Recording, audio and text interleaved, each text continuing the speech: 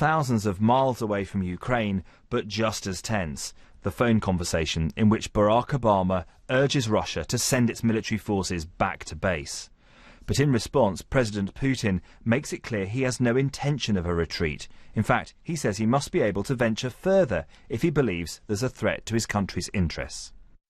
The United Nations Security Council has met. Its powers are limited because Russia is a member and can veto any action.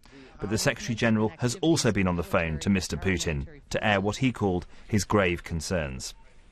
It is crucial to restore calm and proceed to an immediate de-escalation of the situation.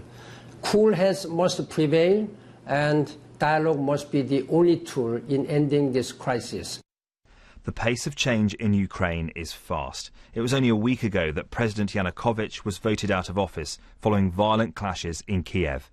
The protests had begun because the country started looking east more than west. But not everyone wanted revolution, which led to a return to closer ties with the EU. There are large numbers of ethnic Russians here. Moscow now says it reserves the right to protect them. Many observers felt that the Russians were going to crank up the pressure, gradually see what sort of traction they got. But in this case, they seem to have taken the plunge. And I think the very interesting question to ask is, why are they doing this? Why are they moving at such speed?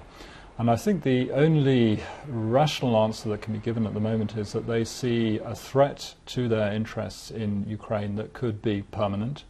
They see Ukraine moving in a westerly direction with very strong Western support, and they believe that the West fomented this revolution in Ukraine.